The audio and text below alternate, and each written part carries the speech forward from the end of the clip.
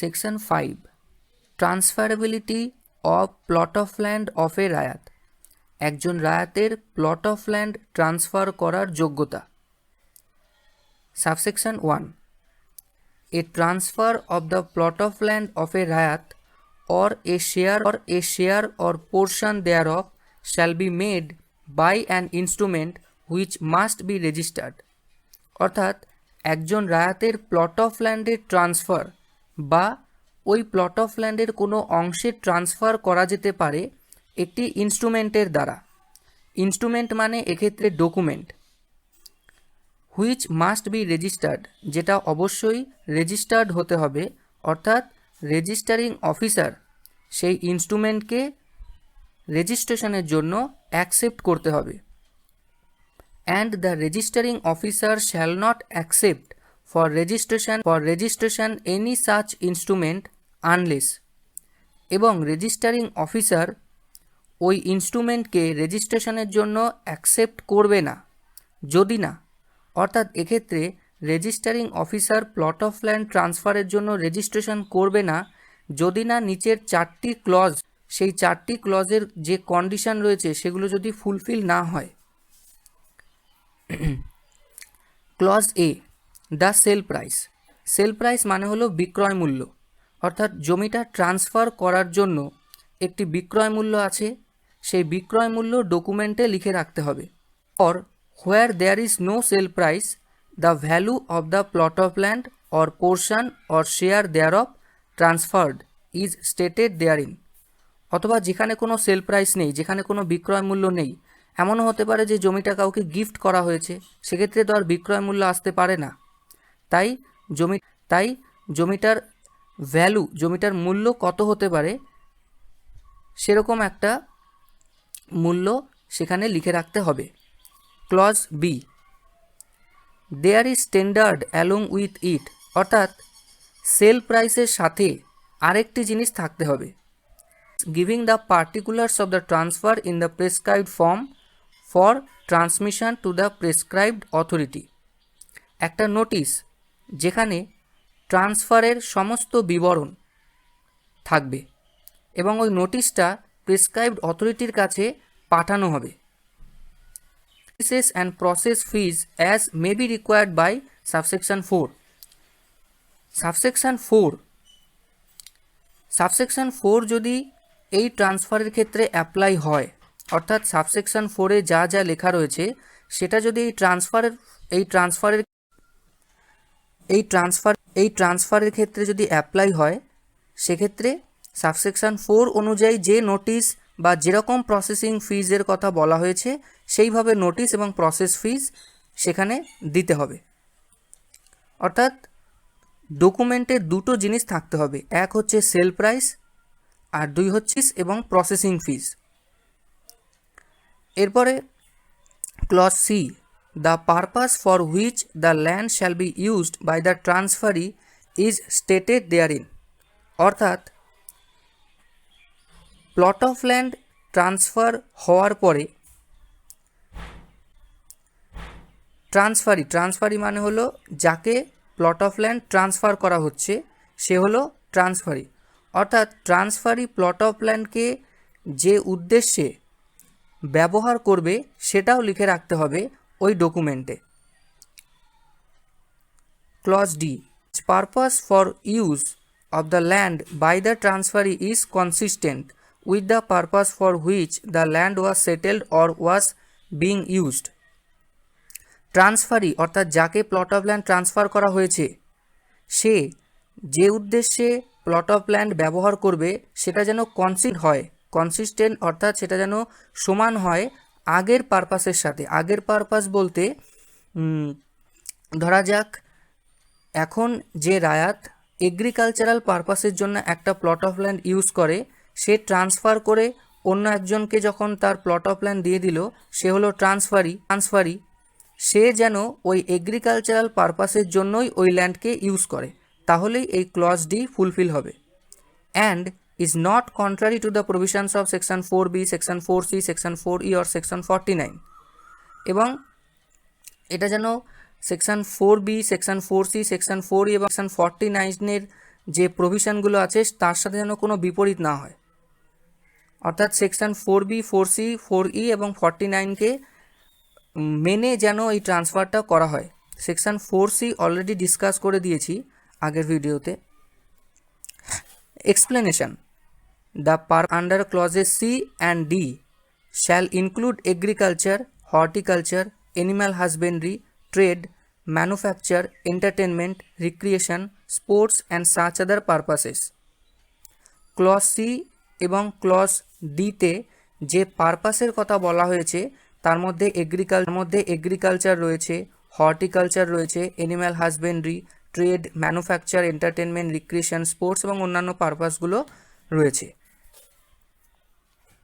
Subsection 2: in case of bequest of such plot of land or portion or share দেয়ারঅফ।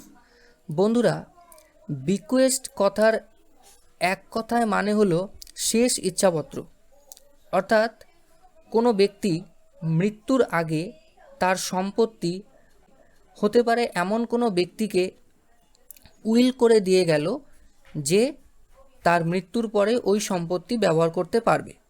একে বলা হয় বিকুয়েস্ট, অর্থাৎ মৃত্যুর আগে সম্পত্তি অন্য কারোর নামে উইল করে দেওয়া। No court shall grant probate or letters of administration. Probate বা লেটার্স অফ অ্যাডমিনিস্ট্রেশন, প্রবেট মানে হচ্ছে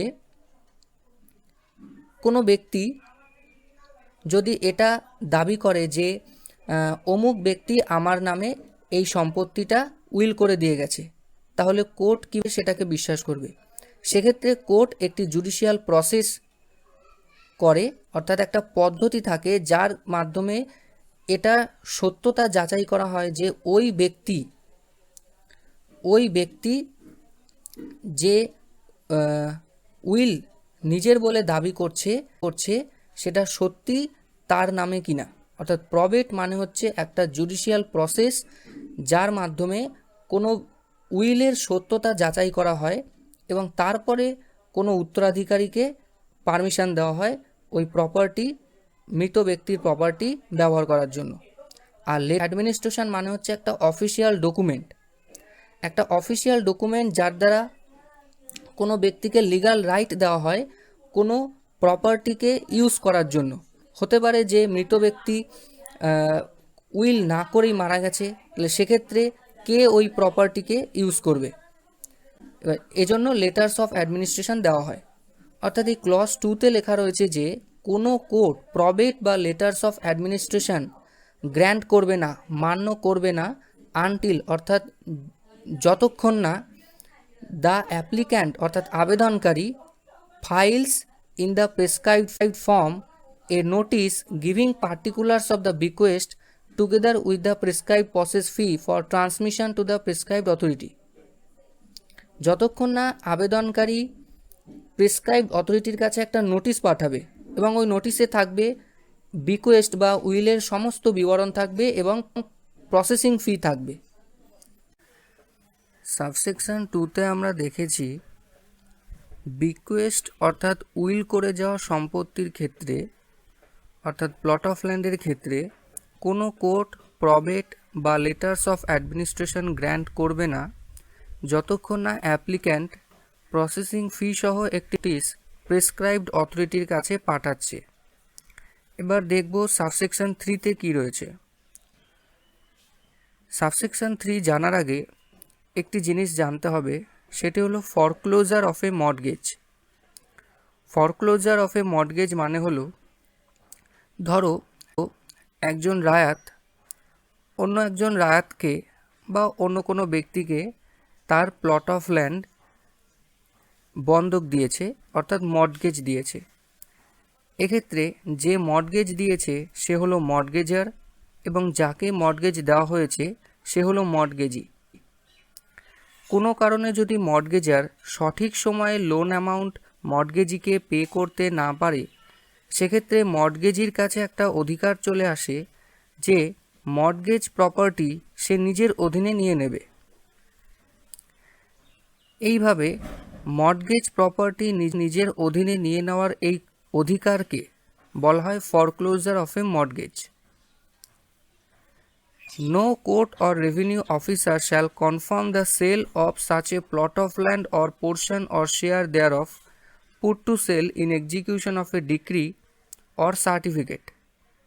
ডিক্রি বা সার্টিফিকেটের এক্সিকিউশনে কোনো প্লট অফ ল্যান্ড যদি কোর্ট বা রেভিনিউ অফিসারের কাছে কনফার্মেশনের জন্য পাঠানো হয় বা রাখা হয়, সেক্ষেত্রে কোনো কোর্ট বা রেভিনিউ অফিসার ওই প্লট অফ ল্যান্ডের সেলের কনফার্মেশন দেবে না, সেল অর্থাৎ বিক্রির জন্য কনফার্মেশন দেবে না। And no court shall make a decree or order absolute for foreclosure of a mortgage of such a plot of land or portion or share thereof. এবং কোনো কোর্ট মর্টগেজের ফরক্লোজারের জন্য ডিক্রি বা order দেবে না until পারচেসার or the মর্টগেজি as the case may be files a notice or notices similar to and deposits process fees of the same amount as that referred to in subsection 1 যতক্ষণ না পারচেসার অথবা মর্টগেজি, পারচেসার হবে সেলের ক্ষেত্রে, বিক্রির ক্ষেত্রে যে প্লট অফ ল্যান্ড কিনেছে সে হলো পারচেসার, আর মর্টগেজি হলো যাকে মর্টগেজ দেওয়া হয়েছে, যে সঠিক সময়ে লোন অ্যামাউন্ট পায়নি সে হলো মর্টগেজি। অর্থাৎ পারচেসার অথবা মর্টগেজি যতক্ষণ না নোটিশ প্রসেসিং ফি সহ সাবসেকশন 1-এ যেভাবে বলা হয়েছে সেইভাবে নোটিশ প্রসেসিং ফি সহ যতক্ষণ না প্রেসক্রাইবড অথরিটির কাছে জমা দেবে ততক্ষণ কোর্ট বা রেভিনিউ অফিসার যেই হোক না কেন কোনো কনফার্মেশন, কোনো ডিক্রি বা কোনো অর্ডার দেবে না। অর্থাৎ সাবসেকশন 3-তে আমরা দেখতে পাচ্ছি সাবসেকশন 3 ওই প্রসেসিং ফি এবং নোটিশ দুটোই ইম্পর্টেন্ট কোনো সেল বা কোনো মর্টগেজ প্রপার্টির ক্ষেত্রে। সাবসেকশন 4 বন্ধুরা, সাবসেকশন 4 জানার আগে দুটো জিনিস বলে দিই, যেটা হলো সেকশন 8, সাবসেকশন 4-এ সেকশন 8-এর কথা বলা হয়েছে। সেকশন 8-এ রয়েছে প্রিয়ামশন রাইট, যেটা পরবর্তী একটি ভিডিওতে আলোচনা করব, এবং একটা জায়গায় রয়েছে co sharer of plot of land. Co sharer section 2 subsection 6-এ রয়েছে, যেটা সম্ভবত পার্ট 2 ডেফিনিশনসের ভিডিওতে আলোচনা করা হয়েছে। এবার subsection 4, if the transfer of a portion or share of such a plot of land be one to which the provisions of section 8 apply, plot of land ট্রান্সফারের ক্ষেত্রে সেকশন 8-এর প্রভিশন যদি অ্যাপ্লাই করা হয়, there shall be filed by the transferor or transferee notices giving particulars of the transfer in the prescribed form together with the process fees prescribed for the service thereof on all the co-sharers of the said plot of land who are not parties to the transfer। অর্থাৎ ট্রান্সফারার অথবা ট্রান্সফারি যে plot of land transfer করে তাকে বলা হয় ট্রান্সফারার, এবং যাকে plot of land transfer করা হয় সে হলো ট্রান্সফারি। অর্থাৎ ট্রান্সফারার অথবা ট্রান্সফারির মধ্যে যে কোনো একজনকে প্রসেসিং ফি সহ একটা নোটিশ পাঠাতে হবে। সমস্ত কো শেয়ারারকে, যারা এই ট্রান্সফারের মধ্যে কোনোভাবে পার্টি নয়, অর্থাৎ যাদেরকে কোনো প্লট অফ ল্যান্ড ট্রান্সফার করা হচ্ছে না বা যারা কোনো প্লট অফ ল্যান্ড ট্রান্সফার করছে না, তবুও সমস্ত শেয়ারারদেরকে একটি নোটিশ পাঠাতে হবে, যে নোটিশে ট্রান্সফারের সমস্ত বিবরণ থাকবে। and for affixing a copy thereof in the office of the registering officer or the courthouse or the office of the revenue officer as the case may be, as well as for affixing a copy on the plot of land। অর্থাৎ registering officer, court house বা revenue অফিসারের অফিসে ওই নোটিশের একটা copy affix করার জন্য, অর্থাৎ নোটিশের একটা কপি সেখানে লাগিয়ে দেওয়ার জন্য, এবং অবশ্যই প্লট অফ ল্যান্ডে একটা কপি অ্যাফিক্স করে দেওয়ার জন্য সেটা পাঠাতে হবে। বন্ধুরা, আমরা সাবসেকশন 4-এ দেখেছি প্লট অফ ল্যান্ড ট্রান্সফারের ক্ষেত্রে যদি সেকশন 8 অ্যাপ্লাই হয়, সেক্ষেত্রে ট্রান্সফারার অথবা ট্রান্সফারার মানে যে প্লট অফ ল্যান্ড ট্রান্সফার করে, এবং ট্রান্সফারি মানে যাকে প্লট অফ ল্যান্ড ট্রান্সফার করা হয়। অর্থাৎ ট্রান্সফারার অথবা ট্রান্সফারি সকল কো শেয়ারারদের কাছে, ওই প্লট অফ ল্যান্ডের সকল কো শেয়ারারদের কাছে একটি নোটিশ পাঠাবে। সেই নোটিশে ট্রান্সফারের সমস্ত বিবরণ থাকবে। সেই নোটিশ ট্রান্সফারার অথবা ট্রান্সফারি থেকে কো শেয়ারারদের কাছে কীভাবে পাঠানো হবে সেটি রয়েছে সাবসেকশন 5-এ।